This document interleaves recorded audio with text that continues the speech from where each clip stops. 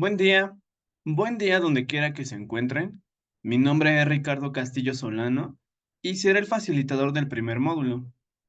Primero que nada, me gustaría felicitarles por estar el día de hoy aquí, porque a pesar de su compromiso, ustedes se siguen capacitando en cuanto a la mejora y protección de los derechos de las personas trabajadoras en México.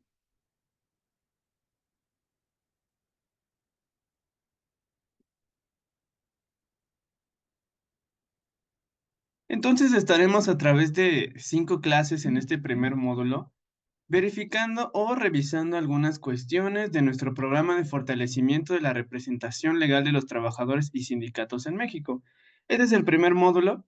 Nuestra primer clase van a ser las prácticas en la introducción al sistema oral en materia laboral. Tengo aquí un video que quiero compartirles, que veamos del minuto 2 al minuto 13. ¿Para qué? A efecto de conocer algunas cuestiones críticas de la reforma laboral del 2017 y en atención a la reforma de la Ley Federal del Trabajo del 2019.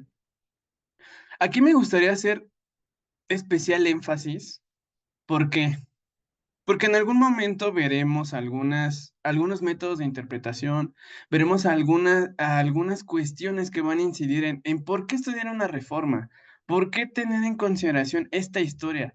Podemos decir, ya pasaron 5 años, ya pasaron 7 años, sí, pero de aquí va a partir entonces el argumento teleológico y genético. ¿Por qué se creó una reforma y para qué? Y de esa manera, argumentar en su momento si se está cumpliendo o no el objetivo de la reforma y en su caso hacer este tipo de argumentaciones en la protección de los derechos humanos. Por ende, es muy importante considerar estos antecedentes, saber el por qué estamos haciendo lo que estamos haciendo y de dónde vino. Esto nos va a llevar entonces a una interpretación, como les había dicho, teleológica y genética. Y pues bueno, primero, entonces me gustaría compartirles este video para que nos dé una introducción a los temas que vamos a tratar.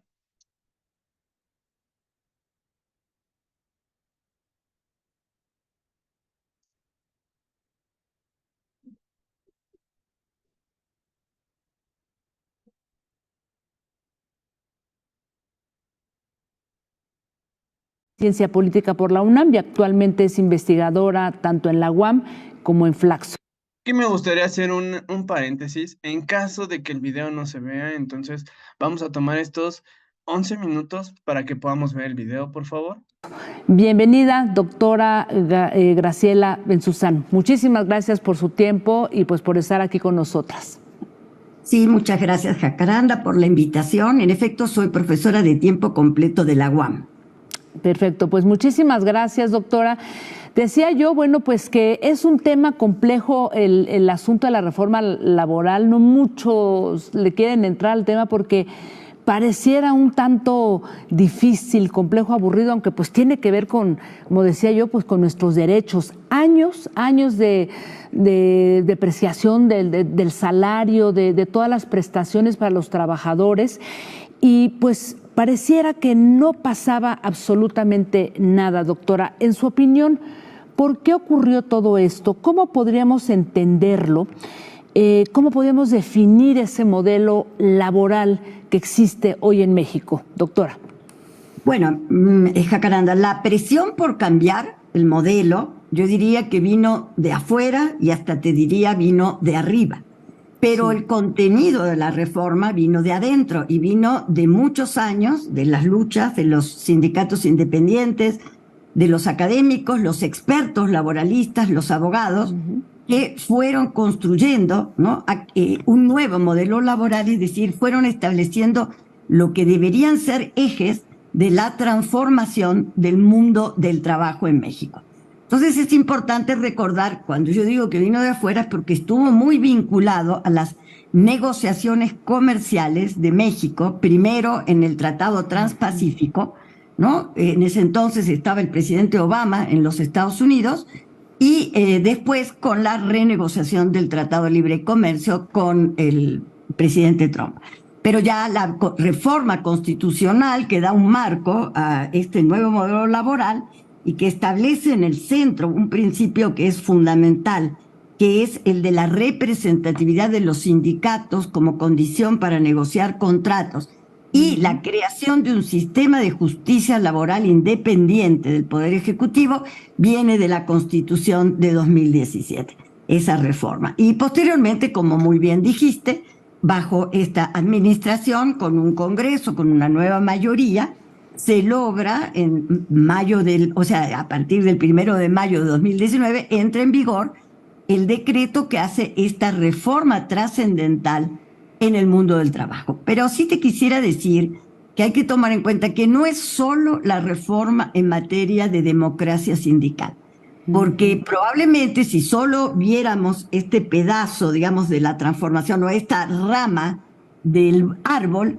nos perderíamos de que lo que hay también es una nueva política laboral, una nueva política de salarios mínimos, una política para enfrentar y para frenar la precarización del empleo, que es lo que venía ocurriendo bajo el modelo exportador. Todo lo que es el empleo formal, buena parte de él se creaba a través de la subcontratación, como todos sabemos. Y bueno, esta política salarial, el frenar, el prohibir la subcontratación de personal, salvo cuando sea una obra o un servicio especializado, los mecanismos de vigilancia de estos cambios, ¿qué van a crear? Pues van a crear un escenario en donde va a ser posible que los trabajadores piensen en organizarse, porque bajo el contexto previo, evidentemente las condiciones eran sumamente adversas.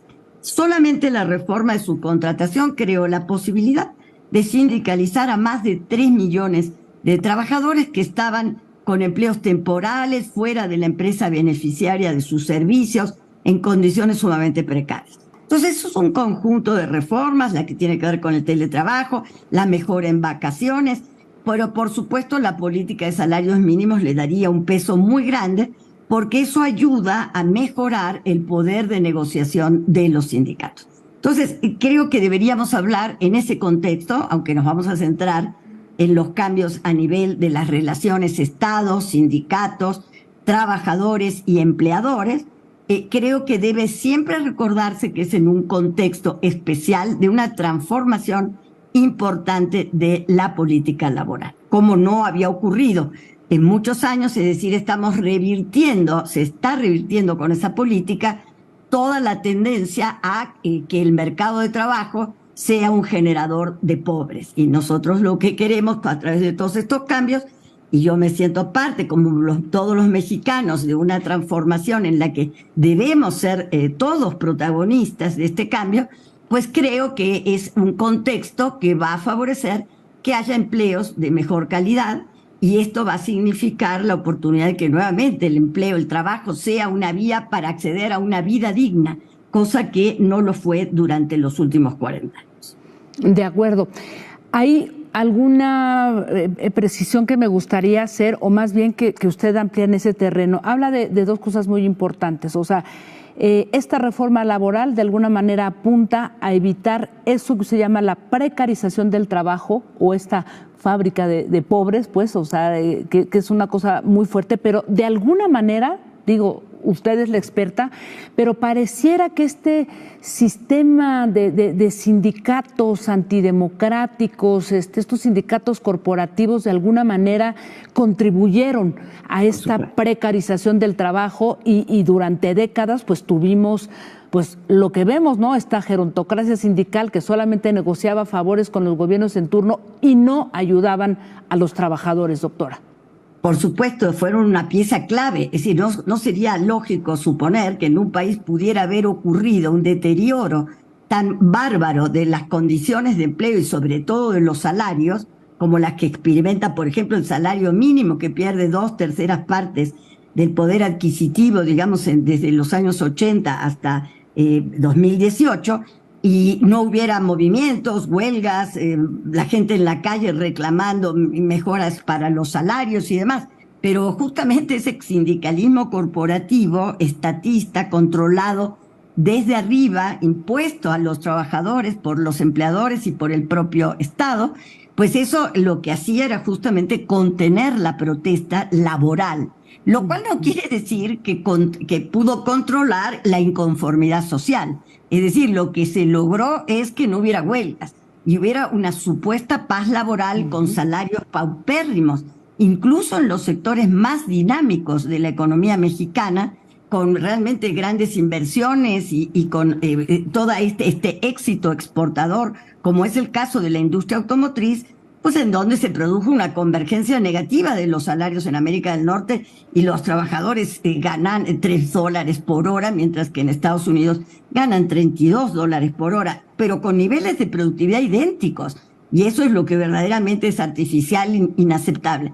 ¿Cómo nos lo explicamos? Precisamente el control muy importante de los sindicatos en sectores de punta como este, que por un lado el salario mínimo mantenía bajo el poder adquisitivo y por el otro lado los sectores de éxito con niveles altos de productividad también hacia la baja, y eso contuvo, por supuesto, el mercado interno, por otro lado, porque los trabajadores no fueron realmente, no pudieron ser capaces de convertirse en consumidores que jalaran la economía a través de ese consumo y no solo de las exportaciones.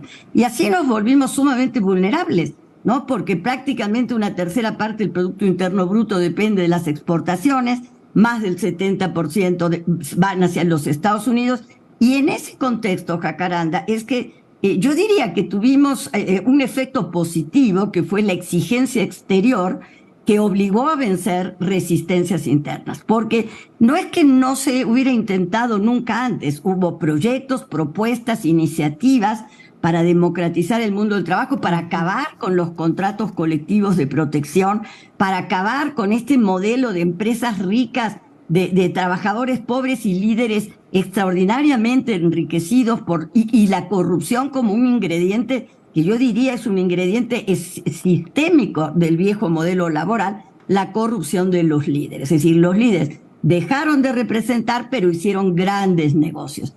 Y este modelo pues no se podía dejar atrás por las resistencias internas y todos los esfuerzos pues de la UNT, el PRD, en fin, de muchos sectores que intentamos transformar todas estas reglas del juego.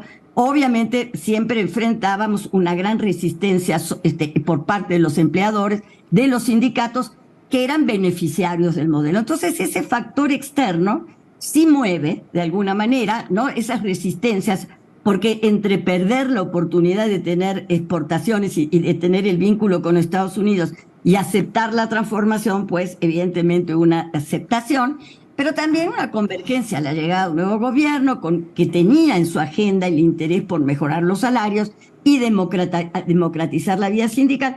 Yo te diría fue clave para ayudar a que las negociaciones en materia comercial, ya bajo el régimen de Trump, para la firma del nuevo TEMEC, se pudieran de alguna manera realizar, avanzar, porque habían estado congeladas unos meses por varios factores, este fue uno, y así llegamos, ¿no?, a esta exigencia también dentro del mismo tratado de que se reglamentaran los principios constitucionales, y eso se hizo en la reforma, a través del decreto de reforma del 30 de abril, que entró en vigor el 1 de mayo de 2019, y ahí empezó una fase, Jacaranda, que yo diría, de creación institucional muy innovadora, ¿no?, en un contexto adverso, la pandemia, el peor de los momentos, pero todos los plazos que se comprometieron con Estados Unidos y Canadá en el tratado, en el anexo 23 y demás, se cumplieron.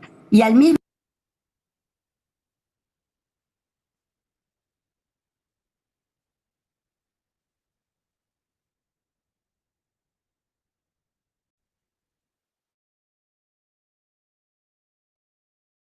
Ok, entonces, de acuerdo a lo que acabamos de escuchar, la reforma o la reforma del 2017, que es lo que vamos a analizar en estos momentos, tiene una finalidad. Una finalidad fue el cumplir con los compromisos internacionales que México había adoptado. Y segundo, que es lo más importante, cambiar el paradigma social en cuanto a los derechos laborales o los derechos humanos laborales de las personas trabajadoras. Entonces aquí, como, como debería ser, tenemos un problema y ese problema es social. ¿Qué está sucediendo con los derechos de las personas trabajadoras en México. ¿Qué fue lo que ocurrió? Esa fue la principal motivación para que en su momento se tomara en consideración las reformas. Entonces, esto también da pues lugar a algunos estudios, algunas personas lo han denominado estudios empíricos del derecho, donde en estos estudios empíricos, pues bueno, primero se debe revisar, cuestionar el momento social que estamos viviendo para posteriormente mejorarlo. Y pues bueno, también esto tuvo como consecuencia o tuvo como fundamento algo que se llama el método de desempaque de derechos humanos. Este método de desempaque de derechos humanos,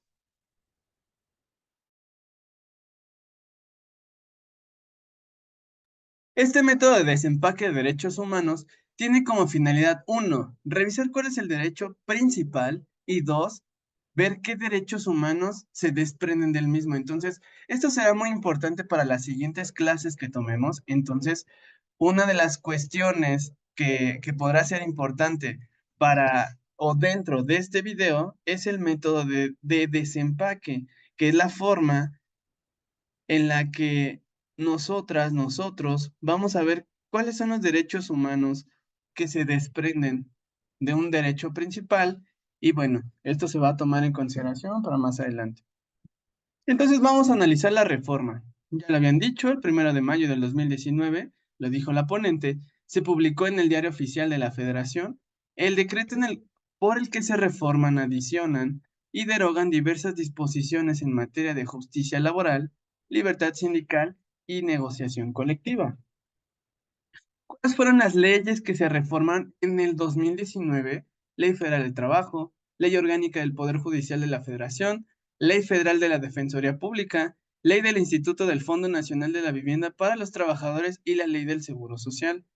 Pero todo esto tuvo un porqué, y ese porqué es la reforma constitucional del 2017, que también tuvo lugar en febrero de 2017. Esta reforma principalmente, o lo que buscó a nivel constitucional, fue modificar los artículos 107 y 123 de la Constitución Política de los Estados Unidos Mexicanos. ¿Y qué fue lo que estaba proponiendo en ese momento? Modernizar el sistema de justicia laboral y transformar ese régimen sindical y de negociación colectiva. Ya escuchamos los problemas y también ya sabemos cuáles son los problemas de los sindicatos en México.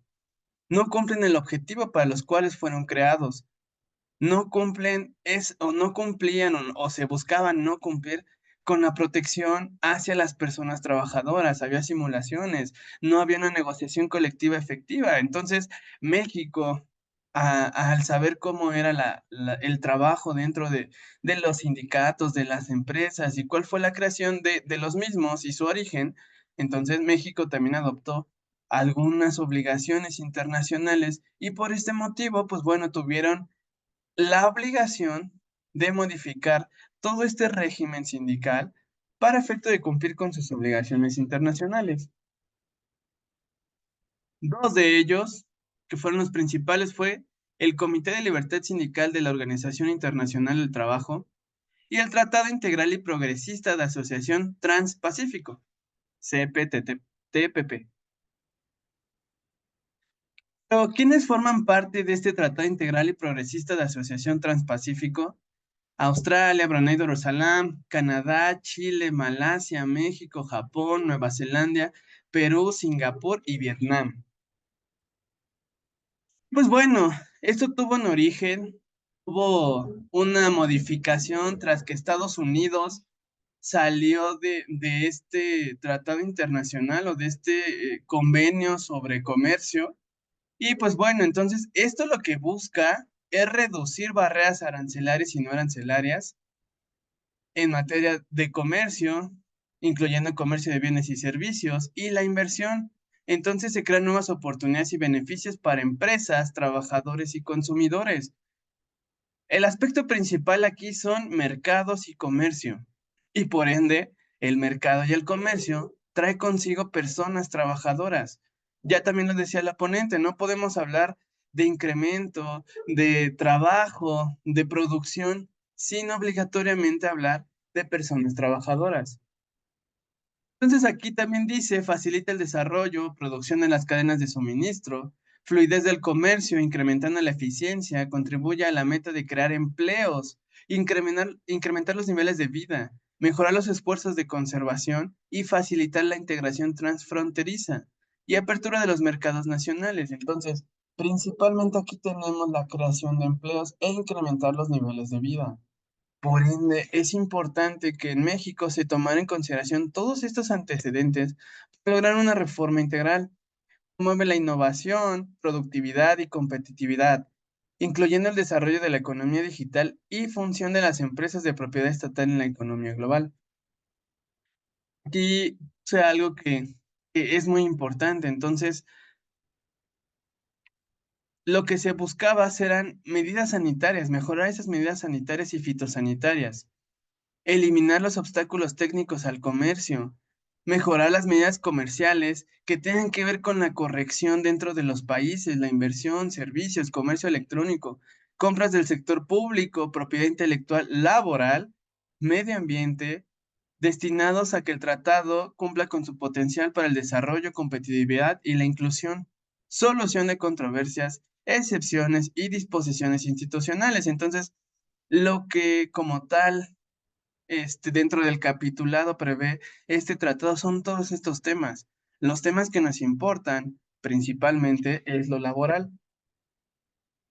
Aquí también, en el punto 19, cada parte se compromete a garantizar el acceso a procedimientos judiciales y administrativos justos, equitativos y transparentes, proporcionar remedios efectivos contra violaciones de sus leyes laborales, de acuerdo en la participación pública en la aplicación del capítulo laboral, incluyendo el establecimiento de mecanismos para obtener la opinión del público. Entonces, bajo estos compromisos internacionales, es importante que México analizara su sistema de justicia laboral.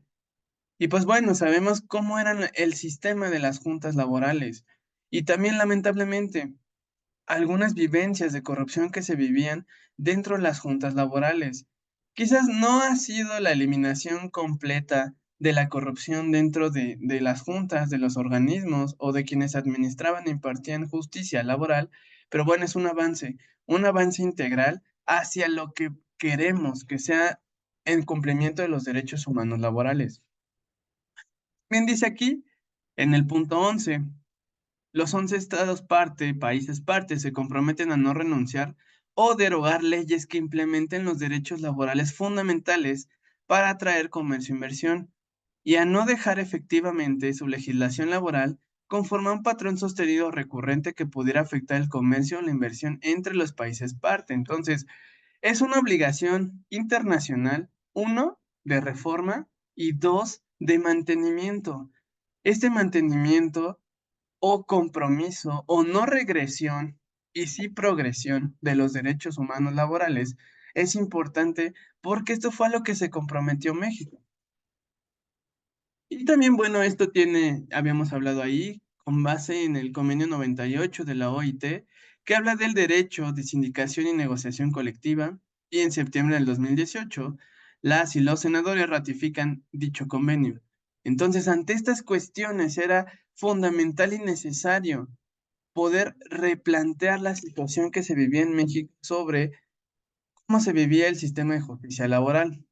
Finalmente, tenemos al TEMEC, que es el Tratado Comercial entre México, Estados Unidos y Canadá, que son los antecedentes externos de los cuales hablaba la doctora en el video. Entonces, uno era el compromiso de cumplir con el convenio 98 de la OIT. Dos, adoptar los derechos fundamentales que se reconocen, sobre todo en la negociación colectiva. Y tres, fortalecer la justicia laboral del país. Entonces, ante todas estas necesidades, ante todo este análisis de la circunstancia de México, fue importante analizar reformas, analizar el sistema de justicia laboral para cumplir con estos compromisos.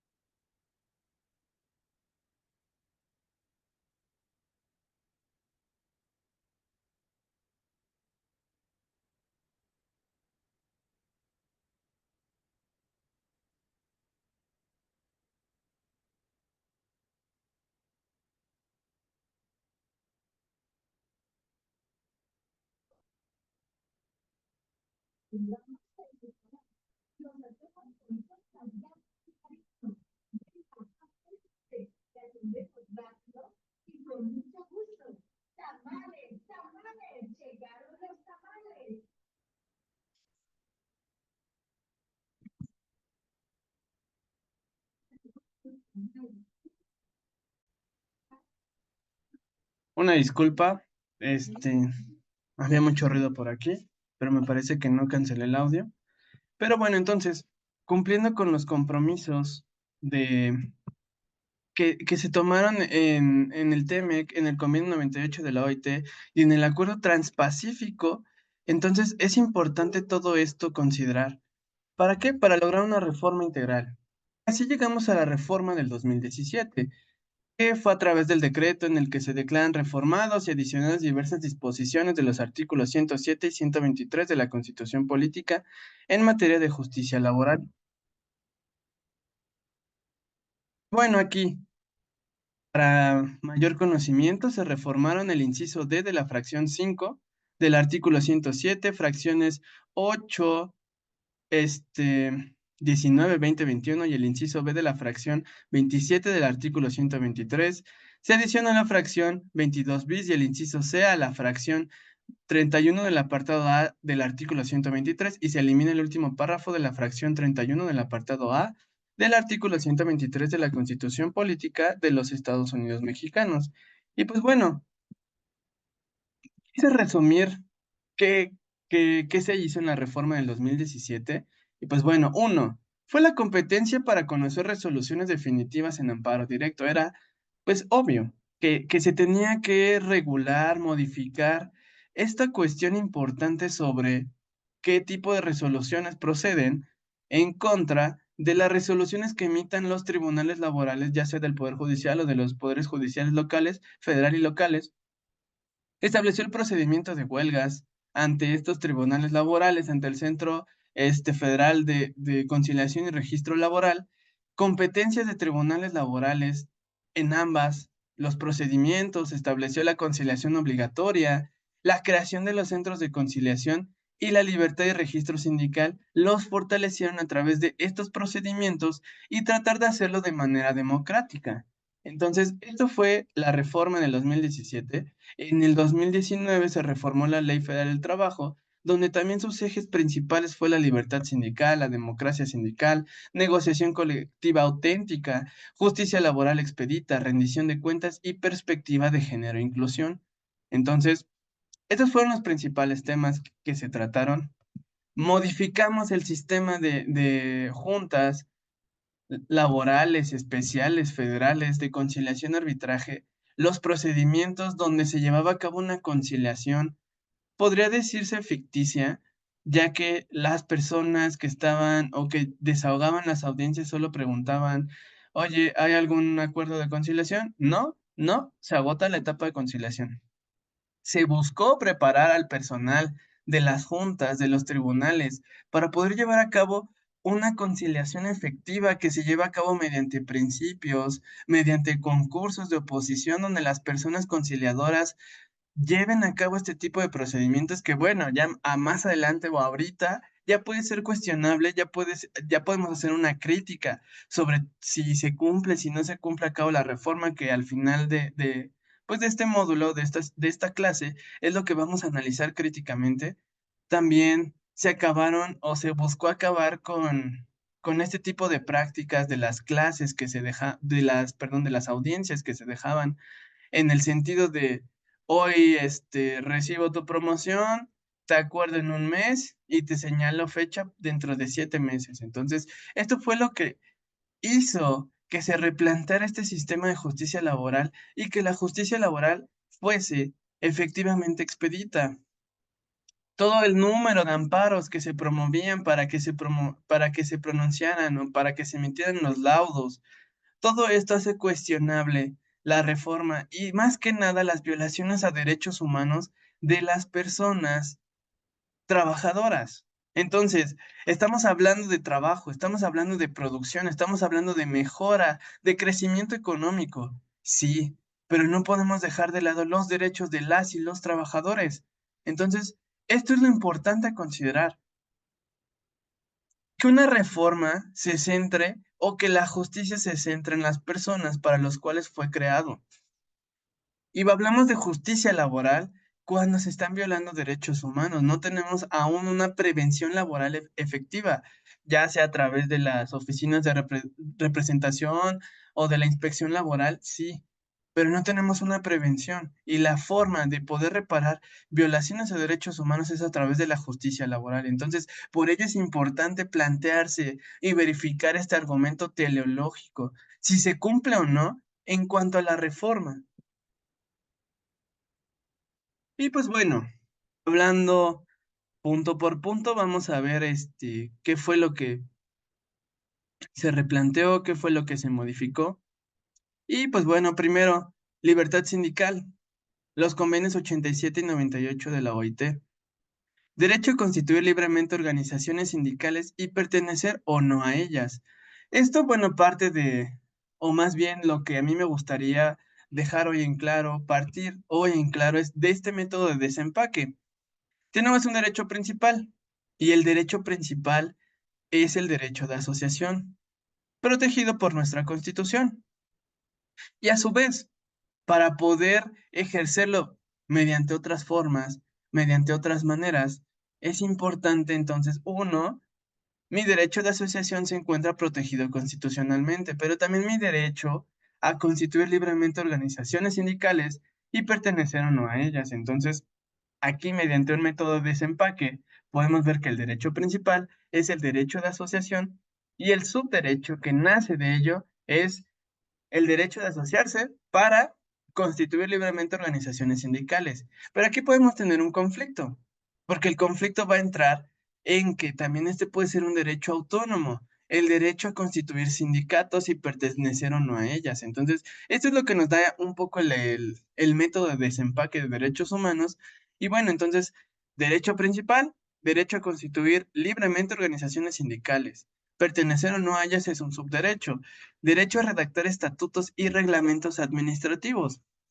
Entonces, también esto es importante, porque muchas veces los dirigentes, las administraciones, las secretarías de los sindicatos, pues bueno, redactaron estatutos, sin tomar en consideración a las personas que forman parte de estos sindicatos. Entonces, la reforma lo que plantea es esta cuestión, esta democracia en la participación tanto de los estatutos, de los reglamentos, o esto es lo que debería suceder dentro de un sindicato, porque para esto fueron creados. También existe el subderecho a elegir las personas representantes dentro de los sindicatos. El voto tiene que ser personal, libre y secreto. Tiene que haber una proporcionalidad en materia de género. Y esta proporcionalidad en materia de género, pues bueno, ¿cuál es la cuestión? En algún momento o en un primer momento se piensa mujeres y hombres, pero también queda abierta la puerta para pensar en otros géneros o para pensar en las libertades de las personas, cómo se ven a sí mismas, cómo se ven respecto a los géneros, que bueno, esto lo hablaremos más adelante en las perspectivas de género, de infancias y de cuestiones de protección a las mujeres, en este tipo de argumentación. Pero bueno, esto es importante considerar, pensar y replantearse sobre qué sucede con estas cuestiones y cómo vamos a ir más allá en cuanto a esta protección en la proporcionalidad. ¿Se cumple? ¿No se cumple? ¿También es hechizo? ¿No es hechizo? O sea, se ponen a mujeres nada más para cumplir con el requisito, etcétera. Entonces, esto es lo que se debe verificar en cuanto a este derecho. Dice aquí que no podrá cancelarse, disolverse o suspenderse por vía administrativa. Se deben formular programas de acción. ¿Para qué fuimos creados? ¿Cómo vamos a proteger los derechos de las personas trabajadoras? Sé que dentro de su práctica también les ha sucedido, pero existen sindicatos que las personas trabajadoras acuden en cuanto a la protección de sus derechos laborales y los sindicatos lo que hacen es, bueno, contrata un abogado y nosotros ahí vemos la posibilidad de darte dinero para ver si se protege o no. Entonces, esto también debe entrar en este planteamiento de los sindicatos. Si los sindicatos fueron pensados y organizados y creados con la finalidad de proteger a las personas trabajadoras y no lo hacen, entonces algo está fallando dentro de esta libertad sindical, dentro de esta creación del sindicato, también dentro de los sindicatos. Necesitamos personas competentes, necesitamos personas que sepan de derechos humanos laborales, ya no nada más de un proceso laboral, sino de la protección efectiva de los derechos humanos de las personas trabajadoras. Entonces, dentro de estos programas de acción, será importante considerar en su momento, pues bueno, todas estas cuestiones de si efectivamente se protegen los derechos humanos por las personas que deben proteger derechos humanos. También muchas veces la representación de las personas trabajadoras recae en personas que no son abogadas. Y bueno, o sea, una cuestión también es importante pensar que no necesitamos ser abogados al 100%, pero bueno, bajo esta nueva reforma, las representantes y los representantes deben acreditar ser licenciadas en Derecho. Entonces, eso deja por ahí un camino más que replantearse, un camino que pensar si se está cumpliendo o no con esta obligación. Organizar actividades y su administración también, actividades de recreación, actividades de mejora, actividades de cultura, todo esto forma parte de lo que debería ser un sindicato. Algunos lo cumplen, algunos no tienen los medios para poder cumplirlos, pero esto es importante considerar.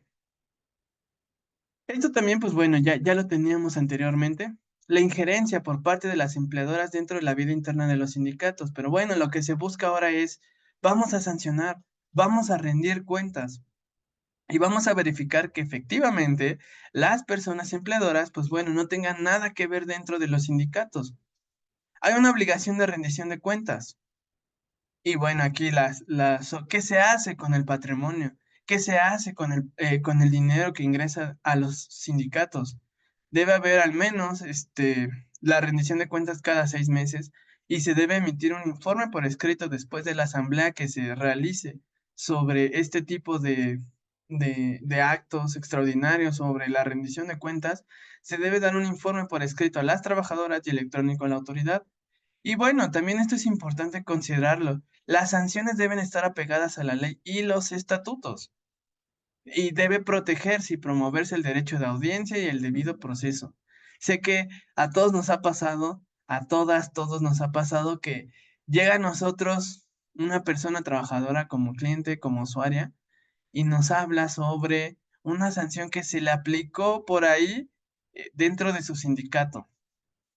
Sanción 100% punitiva, que no obedeció el derecho de audiencia y que no se reguló conforme al debido proceso. Entonces, por eso yo hablo de esta obligación importante dentro de los sindicatos a un cumplimiento normativo en materia laboral, pero un cumplimiento normativo en estricto sentido y que verifique también derechos humanos. Porque una cosa es que cumpla la norma, sí, pero la norma puede estar tildada o haber una violación grave de derechos humanos y que no se verifica. Entonces, el método de desempaque nos va a ayudar para esto, en su caso, para plantear, para pensar en una inconstitucionalidad de los estatutos, de las normas sindicales, y de esta manera proteger los derechos humanos como un litigio estratégico desde la demanda. Entonces, todo esto forma parte de nuestra estrategia en un primer momento y segundo, de la protección efectiva de derechos humanos de las personas trabajadoras en México. Entonces, sanciones deben estar apegadas a la ley. Ya sabemos por ahí o bueno, las sanciones deben estar apegadas en cuanto a la proporcionalidad, deben estar dentro de la norma, deben estar creadas bajo un propósito, tiene que tener un propósito de disuadir esas conductas y que no vuelvan a ocurrir, sí, pero sin limitarse o sin ir más allá de lo que correspondería a un derecho penal, a un derecho administrativo, a un derecho sancionador, pero bajo este paradigma o es replantear todo esto bajo una cuestión de derechos humanos. Otra, otra forma u otro eje principal que se pensó o se planteó dentro de este tipo de reforma,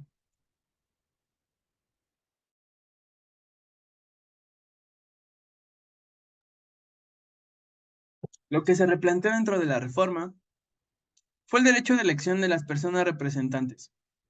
Voto personal, libre y secreto. Y para ello se creó el procedimiento o lo que debería cumplirse bajo estos pasos mínimos. Uno, pues la emisión de una convocatoria. Una convocatoria que ya lo habíamos dicho, toma en consideración esa proporcionalidad de género, esa perspectiva de género, esa cuestión de pensar no solamente en hombres que estén al frente de esta cuestión de los sindicatos. Posteriormente, esta publicación de la convocatoria debe ser en lugares visibles, mínimo 10 días antes de las elecciones. Entonces, la publicación debería ser en los lugares donde las personas trabajadoras se reúnen, tienen el principal, no sé, una entrada, donde comen, donde van a checar, etcétera. Entonces, esto es importante para cumplir con el principio de publicidad y cumplir con una democracia efectiva, que las personas trabajadoras sepan que hay un procedimiento, que hay una convocatoria para poder elegir a los representantes o hacer un tipo de decisión importante para el sindicato. Entonces, posteriormente, también se debe emitir un listado de las personas que, que sean ese comité de elección, de representación, de verificación de las elecciones dentro del sindicato y en su caso sean las personas que en su momento puedan validar la elección. Esto también debería ser de manera democrática. Se deberían elegir a las personas que van a formar parte de este comité. Y bueno, también aquí se debe integrar un padrón de las personas con derecho a votar. ¿Quiénes son las personas que, uno, forman parte del sindicato y dos, tienen ese derecho a votar? Cuando menos 3 días antes de la elección. Entonces, esto también es importante para que haya publicidad, para que se sepa quiénes tienen derecho a votar y también será importante saber las razones por las cuales tienen el derecho a votar.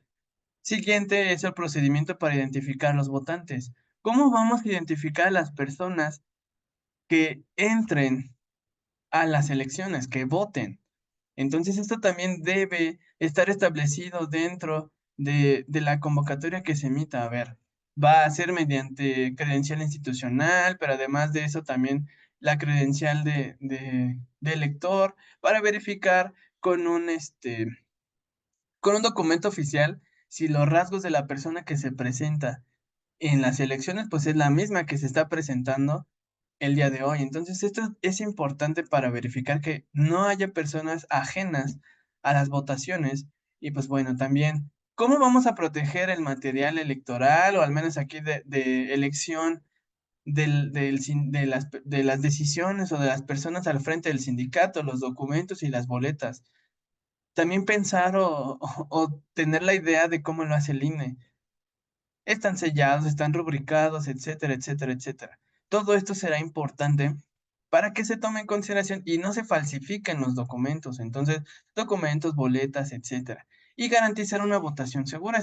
Esto también es súper importante.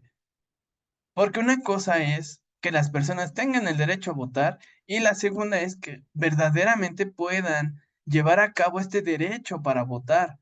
Entonces, vamos a garantizar a través de seguridad, vamos a garantizar a través de las propias personas trabajadoras, vamos a integrar un comité que esté a cargo de la protección de las personas, de las casillas, del lugar donde se vaya a votar.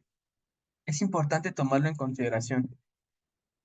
Y pues bueno, aquí también algo importante y sumamente importante es que el Centro Federal de Conciliación y Registro Laboral o la Inspección Federal del Trabajo podrán colaborar para verificar las elecciones.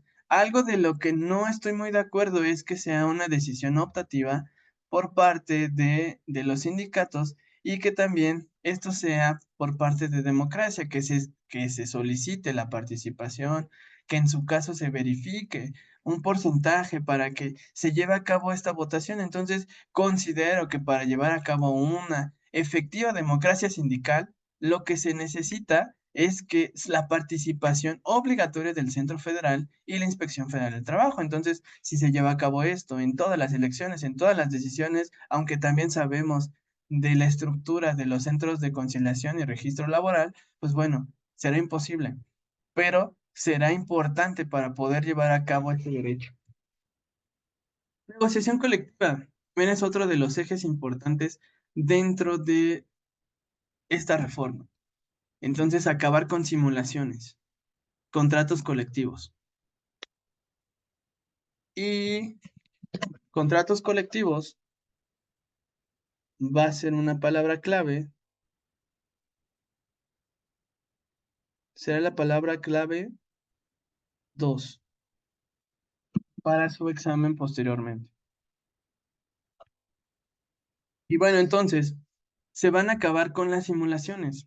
Y las simulaciones tienen que ver con quien se está parando al frente, ya tiene una negociación anterior con la persona empleadora, y de esta manera, pues bueno, se celebran contratos colectivos, cláusulas de los contratos colectivos que previamente ya fueron negociadas y en nada benefician a las personas trabajadoras. Entonces, lo que se va a cambiar, lo que se cambió con la reforma es que todas las negociaciones deben ser conocidas y aprobadas por las trabajadoras. Entonces, sindicatos, empleadoras, lo que se negocie debe ser conocido por las trabajadoras y aprobado. ¿Para qué? Para que efectivamente se piense en los derechos de las personas trabajadoras a través de todas estas negociaciones.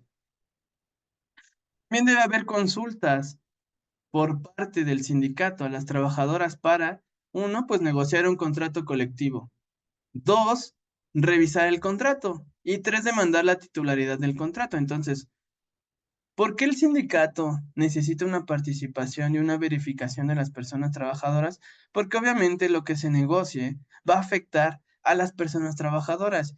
Y pues bueno, a veces tenemos, por ejemplo, en Hidalgo donde estoy, tenemos sindicatos pequeños, pero pensando en en industrias grandes, en industrias donde se debe pensar en verdaderos beneficios a las personas trabajadoras, pues bueno, esto será importante considerar revisiones de contrato.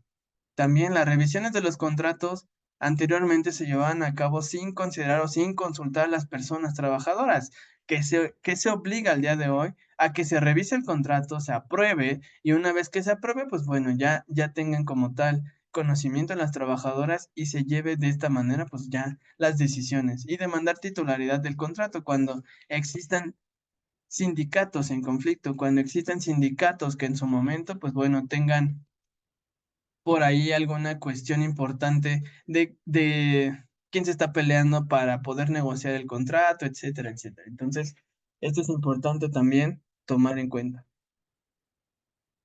Dentro de la reforma se pensó en la constancia de representación sindical. El Centro Federal de Conciliación y Registro Laboral emitirá una constancia y esta constancia le va a dar certeza a las personas trabajadoras y ante las autoridades quién va a poder negociar y celebrar contratos colectivos de trabajo. Entonces, esta constancia es importante porque bajo esta constancia, entonces un sindicato se puede parar a llevar a cabo todas las negociaciones, pero también existe la obligación de informar a las trabajadoras sobre el contenido y la obligación de recabar el consentimiento sobre el contenido. Y bueno, aquí de esta manera, entonces, el Centro Federal de Conciliación y Registro Laboral fue creado para poder llevar a cabo procedimientos. Aquí, bueno, más adelante vamos a hablar de esto, sobre la naturaleza descentralizada del Centro Federal de Conciliación y Registro Laboral, pensar o replantear si fue la mejor decisión. Pero bueno, por el momento vamos a hablar de los procedimientos. Uno, pues bueno, para emitir la constancia de representatividad, que ya lo hablamos. Dos, la ratificación de acuerdos negociados. Si se aprueban, pues bueno, va a haber modificaciones a los contratos colectivos o de representación, etcétera. Dos, si se rechaza. Entonces, si se rechazan los acuerdos negociados, puede estallar una huelga, puede, en su caso, haber algún tipo de que se posponga la huelga bajo una nueva negociación o pueden iniciar de nuevo para una nueva consulta. Entonces, todo esto ayuda también a una conciliación efectiva, que se plantee el Centro Federal de Conciliación como un verdadero ente que promueva la conciliación y que promueva este tipo de procedimientos dentro de los procedimientos laborales. Esto nace o surge a través del compromiso emanado del TEMEC en su anexo 23, que habla sobre negociación colectiva, sobre democracia sindical, etcétera. Entonces, esto es importante que se considere o que se tome en consideración para acabar con las simulaciones de los sindicatos, como lo hemos hablado, para que los sindicatos cumplan con el objetivo, que es la protección de los intereses de las personas trabajadoras, etcétera, y no estar a favor de las personas empleadoras.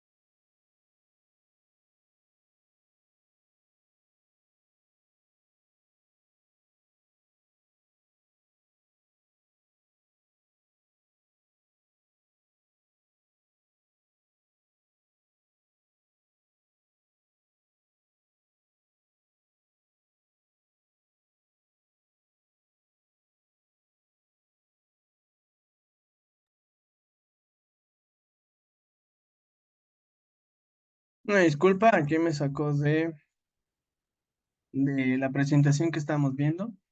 Y bueno, entonces, se creó aquí, como habíamos dicho, o como les había iniciado, se creó el Centro Federal de Conciliación y Registro Laboral, organismo descentralizado dentro de la Administración Pública Federal, dentro de la creación de las dependencias y entes de la administración pública, pues bueno, se creó el Centro Federal de Conciliación y Registro Laboral. Es un organismo descentralizado, por ende, pues se encuentra sectorizado a la Secretaría del Trabajo y Previsión Social. Y esto es importante considerar. Fue la mejor naturaleza que se le pudo dar al Centro Federal de Conciliación. Cumplirá con las funciones en su momento, seguirá de alguna manera o la forma en la que se planteó será para estar subordinado al Poder Ejecutivo y en su caso a la Secretaría del Trabajo. ¿Pudo haber alguna otra forma en la que el Centro Federal de Conciliación pudo haber trabajado tomando en consideración todos los antecedentes que hemos visto? Y todos los antecedentes, pues bueno, tienen que ver con que efectivamente se vea una autonomía o una separación también del Estado, sindicato, trabajadoras, trabajadores. Entonces, esto lo dejo para que ustedes puedan plantearse, puedan pensar si fue la mejor decisión o no, cuestionar también las reformas, porque pues una cosa es que sí, o sea, mejora la vida de las personas trabajadoras, mejora la vida de todo lo que está sucediendo, sí, pero también es importante cuestionarse naturalezas jurídicas y bueno, por ahí si a alguien le gusta escribir o si alguien desea hacer algún artículo sobre la reforma, el cumplimiento, la eficacia de lo que se ha hecho hasta el día de hoy, esto puede ser materia para verificar la naturaleza del Centro Federal. Pero bueno, entonces esto va a operar los temas de la vida laboral y sindical. Y bueno, lo principal, hasta su nombre lo dice, funciones conciliación. ¿Qué se busca de la conciliación? Que las personas puedan acercarse a el Centro Federal de Conciliación, que se verifiquen sus posiciones, qué buscan, que se verifiquen sus intereses, por qué buscan eso, qué hay detrás de una posición, qué hay detrás de lo que me están pidiendo y las necesidades, para qué quiero lo que estoy solicitando. Entonces, esto es muy importante. ¿Por qué? Porque la conciliación puede evitar conflictos futuros, porque la conciliación es una forma alternativa de solución. También aquí será cuestionarse si la obligatoriedad de la conciliación acerca o no a las personas a la conciliación, porque en sí la conciliación es buena. La conciliación lo que busca es que las personas negocien, que las personas acuerden, que las personas eviten estresarse, pelearse dentro de un conflicto. ¿Para qué? Para que esto sea resuelto de una mejor manera y las mejores maneras siempre vienen acompañadas de la construcción de los acuerdos por parte de las personas que son del conflicto, que están dentro del conflicto. Entonces, Para eso se necesitan técnicas, creer en la conciliación y como lo decía, cuestionarse la conciliación quizás va más encaminada a las personas trabajadoras, a las personas del sistema, personas de órganos técnicos del sistema, abogadas, abogadas, jueces, juezas, y verificar si ellos creen o no creen en la conciliación.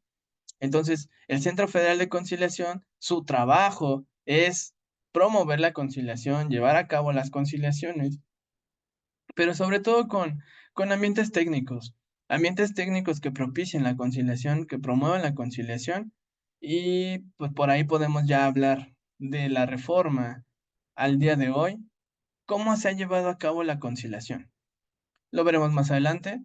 Verificar el procedimiento de elección sindical. Entonces ya vimos también esto, pues bueno, ya se está haciendo.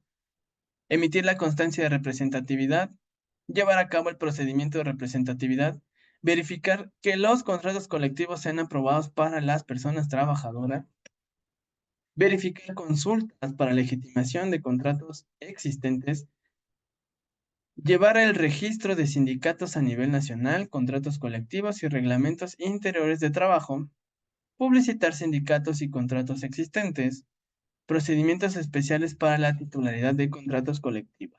Entonces, esto se ha hecho obligatorio. Esto, estas son funciones del Centro Federal de Conciliación. Se agradece mucho que las personas que estén al frente del Centro Federal, pues bueno, entren por concursos de oposición, entren mediante algunas cuestiones que el sistema anterior no consideraba. No, si bien es cierto, pues eran juntas de conciliación y arbitraje y se promovía la conciliación como tal, sí, pero lo malo es que no se contaban con las técnicas avanzadas de negociación, de conciliación. Entonces, esto también es importante que se verifique o que se promueva, porque esta es la reforma. Entonces, como lo decía anteriormente, mediante un método genético y teleológico, si lo que buscó la reforma es que haya conciliación y que se promuevan, o más bien que haya requisitos para que las personas conciliadoras puedan estar dentro de un procedimiento de conciliación, entonces lo ideal es que las personas que están al frente de la conciliación tengan esa capacidad técnica, tengan esa capacidad empática y sean completamente imparciales frente a las necesidades de las personas trabajadoras y de las personas empleadoras y propiciar los mejores alternativas de acuerdo negociable. Entonces, eso es lo que deberíamos promover también. De otra manera, verificar los procedimientos de elección sindical, hacer que sea obligatorio todas verificaciones, no nada más verificación en cuanto a la cuestión de posterior o posterior a las elecciones y que se haya cumplido con los requisitos, ¿no? O sea, desde el momento de las elecciones y para evitar nulidades, para evitar alguna cuestión que afecte los derechos y el derecho a la libertad sindical, entonces, desde la observación, emitir constancias de representatividad, llevar a cabo el procedimiento de representatividad, todas estas cuestiones que tienen que ver con sindicatos, pues bueno, todo esto, revisarlo efectivamente y que se cumpla con, con todo ello a través del Centro Federal de Conciliación. También será importante que se verifique que las personas que estén al frente, pues no nada más sepan conciliar de manera individual, sino de manera colectiva y que traten de verificar que todas las cuestiones inherentes a las personas trabajadoras, a las personas empleadoras y a los sindicatos, pues bueno, tengan posturas. Entonces necesitamos que esto mejore. Entonces, ya hubo una reforma, ya se lleva a cabo, ahora necesitamos mejora, propuestas de mejora. Y las propuestas de mejora se van a escuchar a través de las personas que operan el sistema. Ustedes, muchas veces, o la mayoría de las veces, ustedes que llevan a cabo su trabajo dentro del litigio, no son escuchadas en los foros que deberían ser escuchados. Por ende, lo que yo promovería, lo que yo propondré es que ustedes escriban de evaluaciones.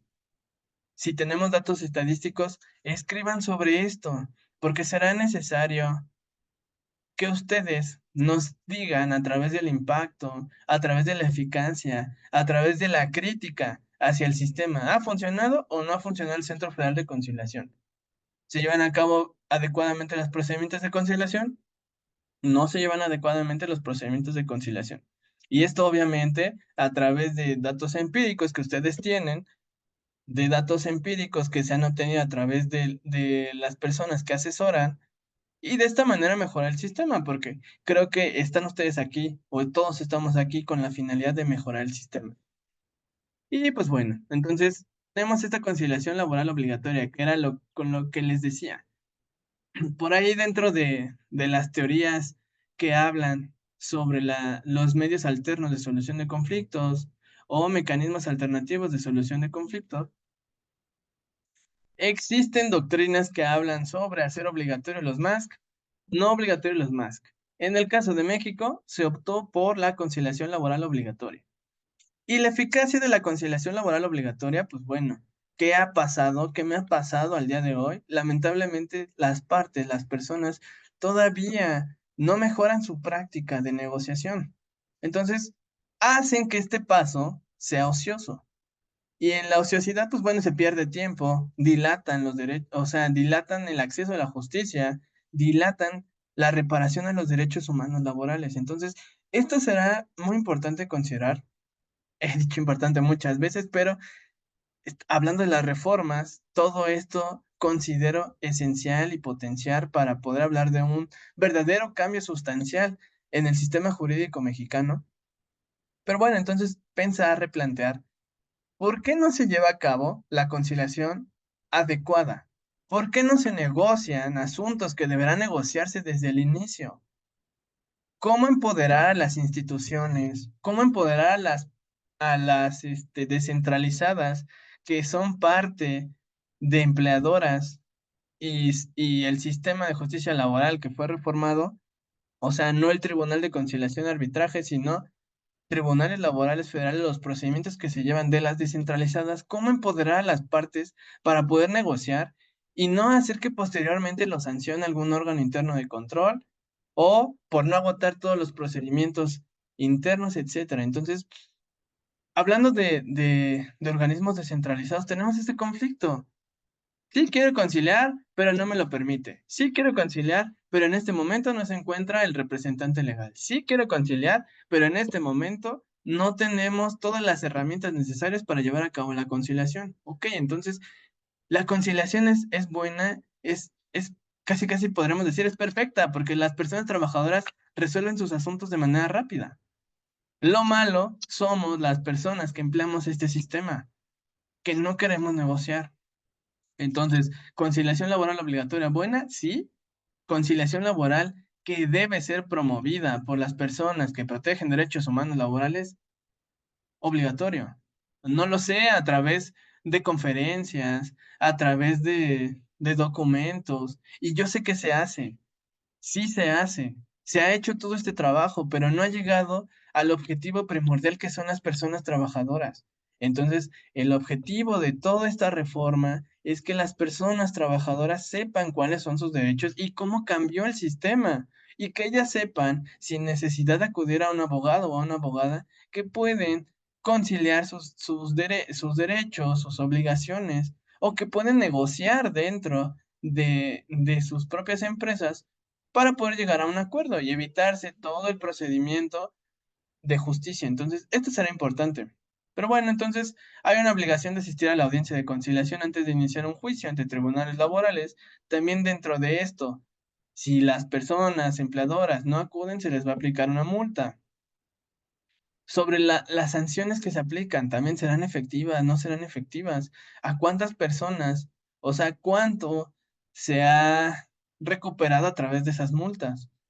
¿Cómo ha obtenido ingresos el Estado a través de esas multas? Las multas se cobran, las multas no se cobran. Esto es importante también, les digo, considerarlo, porque si no se cobran, si no se hace nada al respecto, entonces no tienen sentido las multas. Esto se lleva a cabo a través del Centro Federal de Conciliación, de los centros de conciliación. Y bueno, entonces, tocando el tema de la conciliación, que es buena, que es eficaz, que debería llevarse a cabo dentro de las empresas, dentro de los trabajos, por ahí hay algo que se habla sobre cumplimiento normativo, procedimientos de diligencia efectiva. Entonces, para las personas empleadoras también será necesario que se contraten a conciliadores, mediadores, personas que sepan sobre esto, ya una necesidad para las empresas, para que no lo llevemos todo a juicio. Entonces, pues bueno, pensando en la reforma también plantea esto. Y aquí ya hablábamos, ¿a qué una conciliación? Desgaste emocional. Lamentablemente, una vez que una persona le violaron sus derechos humanos, tiene que acudir a la conciliación, enfrentarse cara a cara con la persona que violó sus derechos humanos. Y posteriormente pueden discutirse acuerdos, pueden negociarse acuerdos, pero si no se negocian acuerdos, se deja a salvo su derecho para acudir al tribunal laboral y demandar. Entonces, esta conciliación evita todo esto. Por eso es importante. ¿Cuánto tiempo nos tardamos? Ya hablaremos después de su práctica, ya hablaremos después de cómo ha funcionado todo esto de la reforma, que en un primer momento tribunales laborales declinaban competencia a las juntas, tribunales laborales federales declinaban competencia a las juntas federales, y en lo que pasaba al tribunal colegiado, para que se resuelvan los conflictos competenciales, ¿cuánto tiempo tardó todo eso? Y bueno, estamos ante un procedimiento quizás nuevo, un procedimiento que no consideró todo esto, o sea, el no saber qué hacer. Ya existen criterios, ya se ha avanzado en que los criterios de conflictos competenciales, pues bueno, ya se deben escuchar a las empleadoras, se les debe notificar para que digan algo al respecto y se resuelva. Antes no. Entonces, todo esto es importante, pero esto nos puede evitar la conciliación. Negociamos aquí, punto. También quizás la conciliación, o no quizás, la conciliación no se lleva a cabo por la ambición de de las personas abogadas, obviamente del sector privado. Sé que en el sector público, pues bueno, no se busca esta cuestión, o sea, no se busca un beneficio, sino ayudar a las personas. Por eso es muy, muy, muy, importante su trabajo. Su trabajo es esencial para el sistema de justicia laboral, pero bueno, entonces ahora también hay un conflicto. Tenemos un Instituto Federal de Defensoría Pública, la Defensoría Pública y las Procuradurías de Defensa de los Trabajadores y Trabajadoras. Entonces, de esta manera nos damos cuenta que no necesitamos abogados privados. ¿Por qué irme con un abogado privado que me va a cobrar más del 20% si lo puedo hacer con personas capaces como ustedes? Entonces, esto también es importante, que quizás personas del sector privado pensemos, replantemos, conciliar mejor ahí un negocio, no inflar o no hacer que las personas trabajadoras esperen millones, miles de pesos, sino lo justo. Entonces, también desgasten dinero. ¿Por qué voy a seguir pagando un abogado? ¿Por qué le voy a dar mi dinero si lo puedo conciliar de manera gratuita, obligatoria, perdón, de manera alterna? Y sobre todo, o sea, existe asesoría y asesoría buena de la conciliación laboral. Y pues bueno, aquí si se llega a una conciliación, ya lo sabemos, hay un convenio. Si no hay conciliación, hay una constancia de no conciliación y ya podemos acudir al tribunal. Nos dan la constancia de que hemos agotado la instancia obligatoria previa, vamos al tribunal. Aquí también será importante, les digo, para quien quiera hacer una mejora, una propuesta del sistema de justicia laboral. Y el sistema de justicia laboral tiene que ver mucho con eficacia. Por ahí, por ahí quien tenga oportunidad o quien quiera hablar de esto, hay algo dentro de la doctrina que se llama análisis económico del derecho, y utilizan métodos económicos para ver futuras consecuencias jurídicas de las personas. Entonces, si no existe un efectivo control sobre los convenios, entonces tampoco está siendo efectiva la reforma. Y bueno, entonces esto es importante analizar. Si alguien quiere hablar o escribir o investigar sobre alguna cuestión de eficacia del impacto y sobre el análisis de los convenios, ¿cuántas conciliaciones se han hecho? ¿Cuántas han llegado a convenio? ¿Cuántos convenios se han cumplido? Y bueno, aquí Tenemos excepciones a la conciliación en la titularidad de contratos colectivos. Y hay aquí esto que me gustaría mucho tocar o destacar de la reforma. Discriminación por embarazo, sexo, orientación sexual, religión, origen étnico, condición social. Tiene una finalidad. No vamos a enfrentarnos a las personas que nos discriminó, a la persona que nos faltó el respeto y por ese motivo violó nuestros derechos humanos. Acoso o hostigamiento sexual, no vamos a poner frente a frente a conciliar, a negociar a la persona que fue víctima de acoso sexual y al que provocó esas violaciones, al ofensor. Entonces, no podemos hacerlo, no es sano. Violaciones a derechos laborales fundamentales, y esta es la crítica que yo hago. Si me despiden, efectivamente injustificadamente es una violación a mi derecho laboral. Perdón, es un derecho humano laboral que me están violando. Entonces, bajo este aspecto, pensándolo mediante un argumento sistemático en pro de derechos humanos, mediante este argumento genético que pensó, replanteó toda la reforma, dice violaciones a derechos laborales fundamentales. Entonces, toda violación a derechos humanos laborales debería entrar como una excepción, pero bueno, entonces estamos hablando también que existe la literalidad de la norma, diversos métodos de interpretación. Pero entonces, a mí me gustaría invitarles a que replanteen, piensen si esto se lleva a cabo o no, si esto puede ser llevado a cabo o no. Y pues bueno, entonces otra pregunta para la cual ustedes van a contestar dentro de su cuestionario va a ser sobre las violaciones a derechos humanos laborales. La pregunta, pues bueno, va a llevarse a cabo respecto a la crítica que se hizo sobre si cualquier violación a derechos humanos fundamentales, laborales, obviamente, puede haber excepción. Entonces, pues ya, considerando todo lo anterior, dice aquí incluyendo libertad de asociación, libertad sindical y el reconocimiento efectivo de la negociación colectiva. Entonces, hablamos de derechos fundamentales, colectivos, de asociación y derechos humanos laborales que no queda descrito. Entonces, esto todo podrá llevarse a cabo, podrá analizarse, obviamente bajo criterios que lleven a la corte y bajo litigios estratégicos. Reclamo de prestaciones de seguridad social, incluyendo riesgos de trabajo, maternidad, enfermedades, invalidez, vida, guardería, prestaciones en especie y accidentes de trabajo. Lo mismo, quedó muy amplio este margen. Prestaciones de seguridad social. Entonces, ¿qué se ha analizado ahora? A ver, tenemos un argumento genético.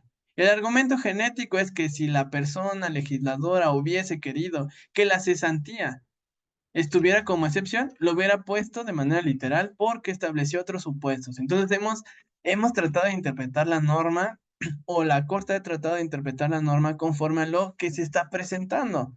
Entonces será muy importante que la justiciabilidad, la eficacia de los derechos humanos laborales sea mediante una adecuada presentación del conflicto, pero sobre todo, hablando que un conflicto implica una violación a derechos humanos. Y por aquí ya no hablamos de que si los particulares pueden violar derechos humanos o no, sí lo pueden hacer. Si les llama la atención, también hay por ahí un protocolo de las Naciones Unidas que habla sobre la promoción, respeto y protección de derechos humanos laborales en las empresas. Y también es una obligación que ha contraído México. Entonces, bajo ese aspecto, las empresas violan derechos humanos. Y esos derechos humanos deben estar dentro de nuestras demandas iniciales. Que eso es lo que vamos a ver los siguientes módulos. Y si no en nuestra clase, donde nos veamos y tengamos el gusto de conocernos. Pero bueno, entonces, eso será importante considerar al momento de redactar demandas.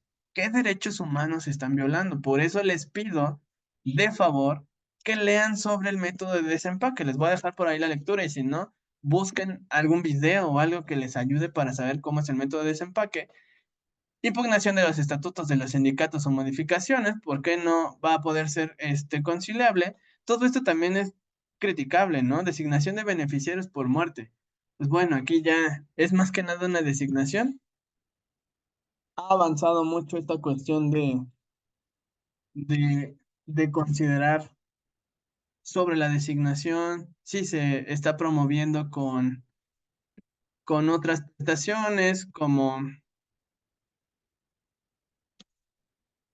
tuvo que ver con las cuestiones, les digo, del avance que ha llevado a cabo sobre la interpretación constitucional, si se tiene que hacer, si se designa beneficiarios por muerte, si se resuelve sobre beneficiarios por muerte, pero también con prestaciones como lo pueden ser la solicitud de devolución de fondos de la FORE, etcétera, pues bueno, ya tendremos que agotar conciliación. Entonces, todo esto obviamente lleva a una interpretación y cómo vamos a mejorar las interpretaciones que haga la Corte mediante litigios estratégicos. Procedimientos ante tribunales laborales, ya sabemos, se sustituyen las juntas de conciliación y arbitraje. Aquí también tengo otra crítica a esto. Muchas personas que formaban parte de las juntas de conciliación y arbitraje ahora forman parte de los tribunales laborales. Entonces, las prácticas que se llevaban a cabo dentro de las juntas, ahora se llevan a cabo en los tribunales laborales. La interpretación restrictiva que se daba en las juntas de conciliación ha alcanzado a algunas juezas y jueces de los tribunales laborales. Entonces, también esto es importante porque las personas juzgadoras deben considerar derechos humanos y deben resolver con base en derechos humanos laborales. Pero bueno, entonces vamos hacia allá, vamos hacia esa mejora del sistema, vamos a que todas y todos conozcamos sobre litigio estratégico, derechos humanos, promoción desde el inicio, o sea, planteando temas de constitucionalidad o inconstitucionalidad desde el escrito inicial. Entonces, tribunales laborales dependientes del Poder Judicial. La respuesta fue correcta o no que se llevara a cabo todo esto dentro del Poder Judicial. Otra crítica que ustedes pueden hacer. Los procedimientos se rigen ante la justicia pronta y expedita. Será importante considerar que es pronto y expedito. Les digo, salvo algunos requisitos, por ejemplo, de competencia, que se resuelvan conflictos competenciales, que ya nos tardamos muchísimo ahí. O ahora, ¿por qué no avanzar hacia los amparos directos? O sea, que la reforma no nada más piense en procedimientos de inicio, sino que también piense en procedimientos de amparo. ¿Cuánto tiempo se tarda un amparo directo? O sea, si bien nos va un año o se tarda más, lamentablemente, o sea, si la ley de amparo es clara, sabemos también todo el trabajo que les llega a los tribunales colegiados especializados en materia laboral o mixtos. ¿Cuánto trabajo tienen? Sí, pero también considerar el derecho de las personas que acuden a la justicia. Legalidad, imparcialidad, transparencia, autonomía e independencia. ¿Cuáles son los procedimientos, los principios, perdón, del procedimiento, que es lo que vamos a ver también más adelante? Inmediación, concentración, celeridad, publicidad y técnica oral. Ya les ha tocado, si no les ha tocado, pues bueno, los procedimientos lamentablemente no llevan la oralidad como principio fundamental, por eso aquí ya no lo dice oral, sino una técnica oral. Y tenemos aquí procedimiento, los tipos de procedimiento que existen dentro o que fueron materia de la reforma: procedimiento ordinario, conflictos individuales, colectivos, y establece reglas para todos los demás procedimientos en cuanto no se contravengan. Ya sabemos ahí que tenemos una etapa, o al menos aquí no lo dice, pero tenemos la etapa expositiva, presentación de demanda, contestación de demanda, réplica, dúplica, etcétera. Contrarréplica y la contestación a la contrarréplica. Esto será importante en su momento para nuestra audiencia preliminar. Luego viene la audiencia preliminar, donde vamos a extraer los hechos relevantes del caso, los hechos que van a ser materia de conflicto para nuestra audiencia preliminar, y de ahí continuar. Pero bueno, entonces después de la audiencia preliminar viene la audiencia de juicio, donde pues vamos a llevar a cabo todas las técnicas de litigación, etcétera, etcétera, sentencia. Ese es nuestro procedimiento ordinario. Nuestros procedimientos especiales, que a diferencia de lo demás, pues bueno, vamos a tener autos de depuración del procedimiento. Algunos jueces sí desahogan la audiencia preliminar, entonces por aquí pues viene algo raro, pero pues todo esto se va a sistematizar en algún momento. Aquí podemos revisar, promover juicios que tengan como finalidad jornadas laborales, habitación de los trabajadores, trabajadoras, aprobación de contratos individuales de trabajo en prestación de servicios de trabajadores y trabajadoras fuera de México, pero contratados en territorio nacional, capacitación y adiestramiento, antigüedad y prima vacacional, trabajadores de buques, aeronáuticas, concurso o quiebra legalmente declarados, declaración de beneficiarios en indemnización en caso de muerte. Aquí nada más me gustaría sumar algo que va a ser materia de nuestro análisis en el artículo 502 de la Ley Federal del Trabajo. ¿Qué interpretación le podemos dar al 502? ¿La interpretación es restrictiva? Y bueno, eso ya lo dejo nada más como una idea que vamos a debatir más adelante. Pero bueno, entonces estos son los procedimientos especiales laborales. Oposición de las trabajadoras en la designación de los médicos de las empresas. Conflictos que no excedan el cobro de prestaciones de 3 meses de salario y designación de beneficiarios. Algo bueno que ha traído, y muy, muy bueno que ha traído la reforma. Es ejemplo, si tenemos un análisis documental o si los conflictos solo tienen que ver con análisis documental, son muy rápidos. Y eso es muy bueno. Y digo que es muy bueno porque, o sea, no porque cobres, no porque ganes más un asunto o sumes un asunto a la lista de asuntos ganados, sino porque el centro de todo esto son las personas trabajadoras, las personas empleadoras también, los sindicatos. Eso es el centro.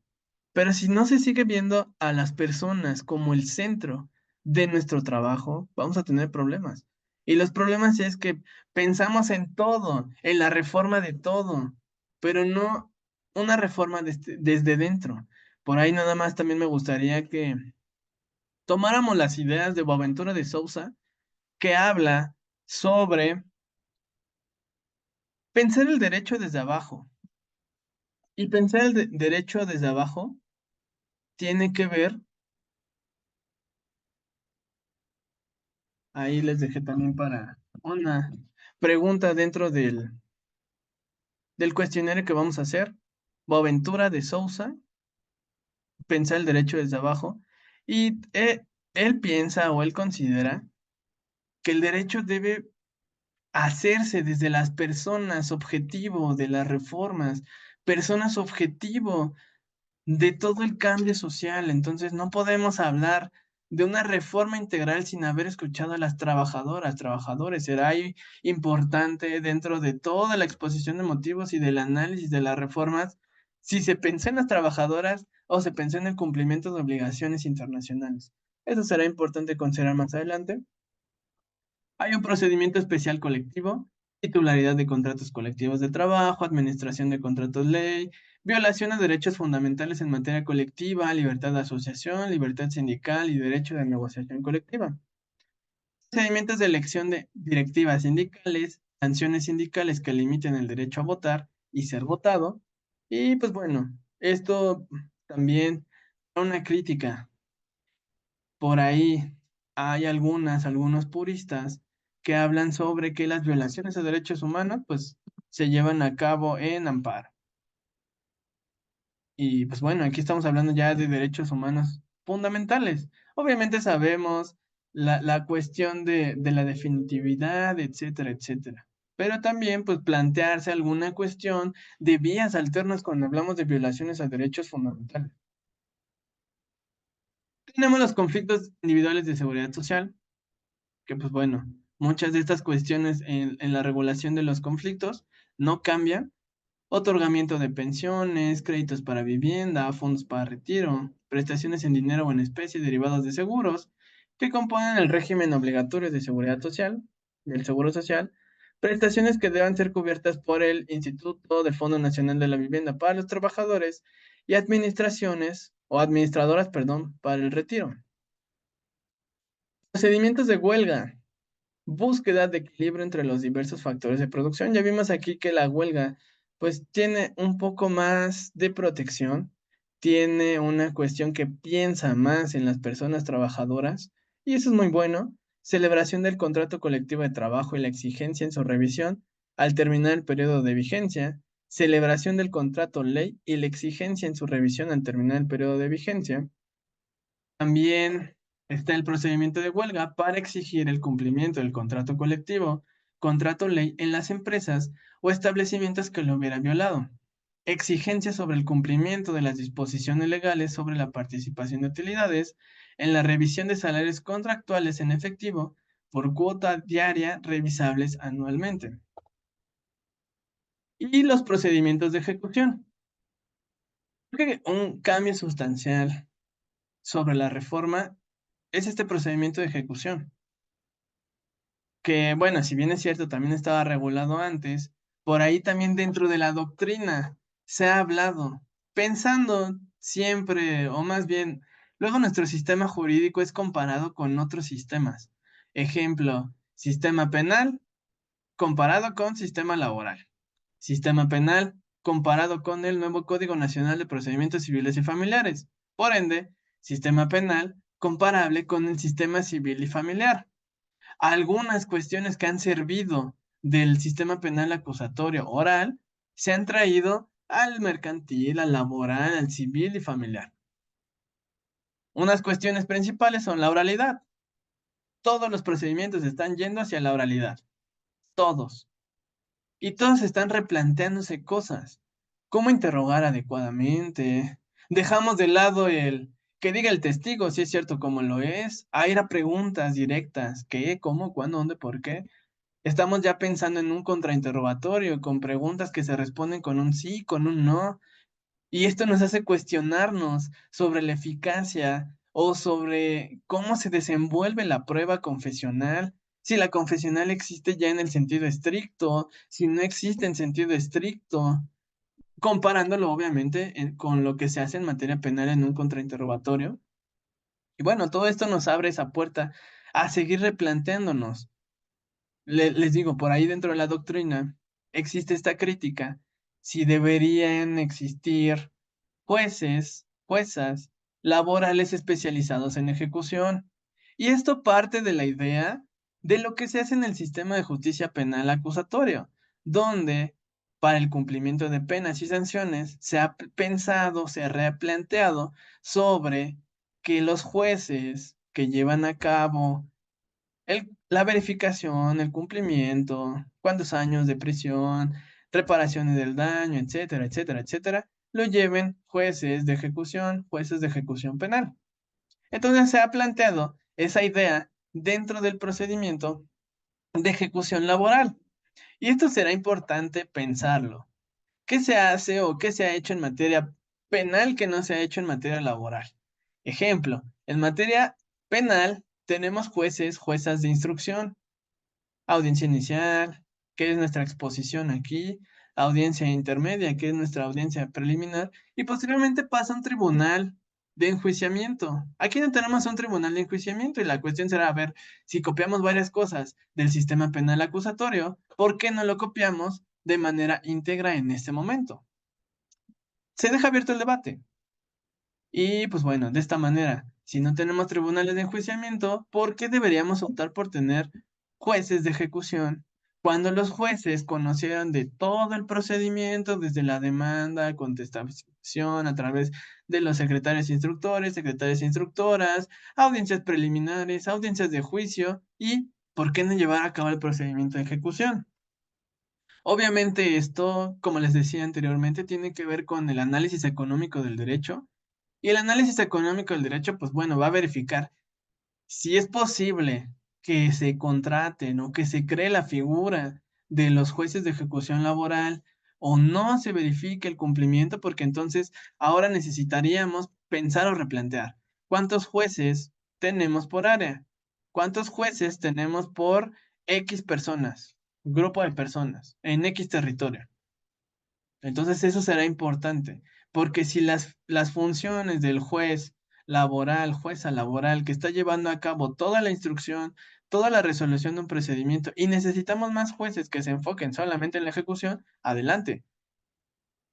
Pero si no es así, entonces solamente estaríamos copiando sistemas que en sí son incompatibles. Ya lo veremos también en el sistema de justicia civil y familiar oral, lo que se está planteando. Todas estas cuestiones que estamos aprendiendo del sistema de justicia laboral oral o no. Entonces, pero hablando de lo que estaba yo proponiendo, de lo que yo estaba reconociendo, es importante reconocer que los procedimientos de ejecución, pues bueno, son más rápidos, son, lo que se busca como tal, pues es el pago o el cumplimiento efectivo o el cumplimiento voluntario, porque se invita al cumplimiento voluntario de las resoluciones laborales. Y si no es así, pues bueno, ya se agota el procedimiento de ejecución cuando haya cumplimiento o incumplimiento de resoluciones laborales, el pronunciamiento sobre cumplimiento o el procedimiento inicial sobre el incumplimiento. Las sentencias dictadas por los tribunales laborales, resoluciones laborales, sentencias dictadas, resoluciones en los conflictos de naturaleza económica y en los convenios celebrados ante los centros de conciliación. Esto es una herramienta muy buena porque ya celebramos un convenio, ya tenemos un convenio. Este convenio es muy bueno. Negociamos un convenio que resolvió conflictos futuros, sí, pero no se ha cumplido. Entonces, puedo irme directamente al procedimiento de ejecución, ejecutar el convenio que se ha llevado a cabo y de esta manera buscar la reparación de los derechos humanos laborales. Entonces, es importante, ¿por qué? Porque el derecho principal que nace y es el núcleo de todos los derechos fundamentales es la dignidad. Sin dignidad, no podemos hablar de derechos humanos. Entonces, sin derechos humanos, perdón, sin dignidad, no hay derechos humanos. ¿Dignidad para qué? Para poder ejercer mis derechos, para poder trabajar, para poder vivir, para poder tener salud, todo eso. Y todo eso implica también, ¿para qué trabajo? ¿Y trabajo para qué? Trabajo para tener salud, para tener alimentación, para tener una vivienda, para recrearme. Entonces, eso es a lo que yo les invito en este módulo, casi al cierre de nuestro primer módulo, perdón, de nuestra primera clase, en este primer módulo. Pensemos y replanteemos la forma en la que vemos un despido injustificado, un no pago de prestaciones laborales, porque no nada más afecta a una persona que trabaja también alimenta a su familia y pueden existir diversas causas o diversas consecuencias. Esas son violaciones interseccionales, que en su momento lo vamos a ver. Violaciones interseccionales que tienen que ver mucho con cómo estoy viendo yo el conflicto. Porque bajo la violación a un derecho se provoca otra violación a otro derecho y de ahí nacen más violaciones a derechos. Y me están violando mis derechos porque soy trabajadora, trabajador. Y como trabajador y trabajadora, dentro de la doctrina se ha dicho que son grupos vulnerables. Y también me gustaría que replanteemos la forma en la que hablamos. No son vulnerables. Los han hecho vulnerables, los han vulnerabilizado. Y de hecho eso lo aprendí por un alumno. Un alumno, en clase hizo esa corrección que me pareció muy adecuada y dijo, no son grupos vulnerables. Él por ahí tuvo un intercambio en Portugal y en Portugal pues ya revisaron esa cuestión de los derechos fundamentales, pero tiene razón, o sea, no son vulnerables, o sea, no porque nazcan, no porque sean trabajadores en sí son vulnerables, no, o sea, deberíamos eliminar esa etiqueta, sino que históricamente, socialmente, se ha vulnerabilizado a estos grupos, se les ha hecho menos, se les ha excluido, etcétera, etcétera. Pero ahora, ¿qué pasaría si sumamos que es trabajador, grupo vulnerable, y además es mujer, y además es parte de la comunidad LGTB, es parte de una persona con discapacidad, es parte de un adulto mayor? Entonces, esto nos da una introducción a cómo argumentar con perspectivas. Y esa argumentación con base en perspectiva nos va a ayudar a hacer litigios estratégicos y que en su caso nos ayude a reparar derechos humanos y que busquemos eso, que los derechos humanos laborales sean reconocidos como una violación primigenia, sea un despido, sea no pago de prestaciones ordinarias, extraordinarias, conflictos de seguridad social, porque todo eso tiene una implicación social, familiar, dentro del núcleo. Y si el derecho al trabajo se rige bajo la promoción al empleo digno, etcétera, etcétera, etcétera, entonces vamos a ir argumentando con base en principios. Y eso es lo que deberían argumentarse desde nuestros escritos iniciales. Por último, dentro de los ejes que estamos viendo, no es cierto, nos faltan dos, es la rendición de cuentas, que ya lo hemos visto. Entonces, las y los sindicatos tienen esa obligación de rendir cuentas por lo menos cada 6 meses mediante una asamblea e informando detalladamente la administración del patrimonio y destino de cuentas. Y aquí también otra cosa que es importante es que las personas trabajadoras, si bien es cierto ya lo podían hacer antes, pero lamentablemente en México lo que necesitamos es el reconocimiento de los derechos de manera textual. Entonces, en México, ¿qué sucede? Necesitábamos tenerlo textual para que se reconozca el derecho de las personas trabajadoras a preguntar qué se hace con el patrimonio sindical, qué compone el patrimonio sindical. Entonces, si me lo niegan, pues ya tengo el derecho a acudir a las instancias y los procedimientos internos, pero puede haber sanciones en caso de negativas. Aquí yo la cuestión, lo que consideraría, lo que criticaría es que tenemos un derecho fundamental. Y el derecho fundamental es el derecho a solicitar información. Pero aquí otra crítica es, oye, pero esto no estamos pidiendo información a las personas morales, oficiales o públicas, sino a una empresa. Ok, entonces debemos avanzar en este derecho. Si estamos hablando del derecho sindical, si por ahí ya se ha obligado a transparentar las obligaciones, patrimoniales, etcétera, a través de hacerlo transparente, será una cuestión que tendremos que seguir avanzando conforme a la doctrina constitucional. También el informe, ya lo habíamos dicho, se deberá entregar de forma impresa a todos los agremiados y al Centro Federal en un plazo de máximo de 10 días siguientes a la realización de la asamblea. También existe el derecho a solicitar que ya no se aplique la cuota sindical conforme a la rendición de cuentas.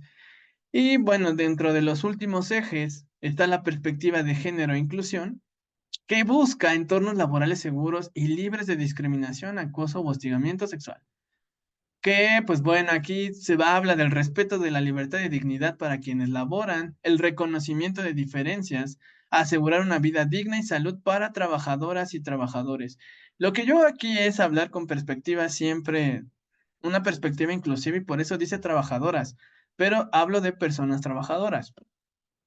Aquí también hay una obligación de implementar dentro de los trabajos, dentro de las empresas, un protocolo para prevenir la discriminación por razones de género y en atención a casos de violencia y acoso o hostigamiento sexual, erradicar el trabajo forzoso infantil y las directivas sindicales deben estar representadas proporcionalmente por razón de género. También aquí lo que hay una crítica. No debemos cumplir con la función de darles a las mujeres un lugar. No debemos darle a las mujeres simplemente porque lo dice la norma esta cuestión, sino que una participación efectiva de las mujeres. Y aunque existe un protocolo y esta obligación de implementar protocolos, ya sabemos que a través de la inspección del trabajo, el reglamento que es de aplicación de sanciones, etcétera, etcétera, que verifica las normas oficiales mexicanas, se verifica que no haya discriminación por razón de género. Ok, pero ¿cómo acabar con estas prácticas de raíz? Un protocolo lamentablemente no lo va a hacer. El acoso, el hostigamiento sexual, también se ha planteado que solamente va en contra de las mujeres, pero no, el acoso también va en contra de los hombres. ¿Y cómo eliminar estas cuestiones que afectan la dignidad de las personas? Entonces, tenemos un derecho principal, que es el derecho a recibir un trato digno, a un trabajo digno, y de ahí surgen otros derechos humanos. Entonces, la prevención, perdón, la función punitiva en contra de las empresas, pues bueno, queda en una multa, en una sanción. Pero, ¿cómo reparar esos derechos humanos que se violan por parte de las empresas por razones de violencia, acoso y hostigamiento sexual? Por razones de género.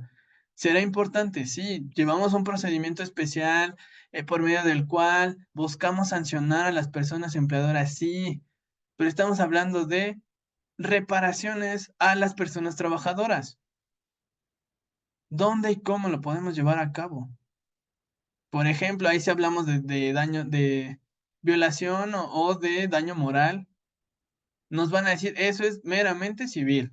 Ok, pero si todo esto surge de una materia laboral donde estoy trabajando, todo tiene con funciones del empleo, entonces será también importante considerar que dentro de las inspecciones, dentro de las sanciones que se apliquen, no nada más sean multas a favor del Estado por el incumplimiento de normas, sino también buscar la reparación a los derechos humanos de las víctimas de violencia, acoso, hostigamiento o de discriminación dentro de un empleo.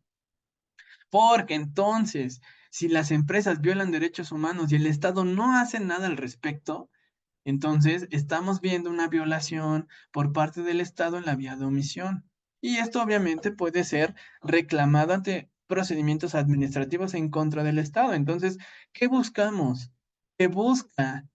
Que se elimine. Qué bueno que ya está mencionado dentro de la norma, pero ahora buscamos su cumplimiento efectivo. También aquí sobre trabajadores y trabajadoras agrícolas. La empleadora tiene una obligación de llevar un padrón especial de cómo contrata a las personas por estacionalidades a fin de determinar su antigüedad, donde existe también una violación principal en personas trabajadoras agrícolas. Y pues aquí se van a fijar a través de la Comisión Nacional de Salarios Mínimos los salarios, sus salarios, y se debe garantizar condiciones mínimas de higiene y salubridad. Y por último, trabajadoras y trabajadores del hogar, se requiere que se inscriban ante el IMSS y pagar sus cuotas correspondientes, con la prohibición de registrar ante el IMSS con un salario inferior. Lo demás, pues bueno, ya sabemos que en caso de que se haga, se demuestre, se va a condenar a las cuestiones efectivas de prestaciones de seguridad social. También por aquí, como ya lo sabemos, existieron diversas etapas de implementación. Una primera etapa, una segunda etapa y una tercera etapa. Hasta el momento, pues bueno, los estados que tienen más experiencia en esto, podemos hablar de cómo llevaron a cabo todo este procedimiento, se propusieron mejoras, etcétera. Entonces, por el momento es todo. Por el momento les agradezco mucho su atención y nos veremos más adelante en las siguientes clases de este módulo y en las sesiones donde nos veremos presencial, pero virtualmente. Que estén muy bien.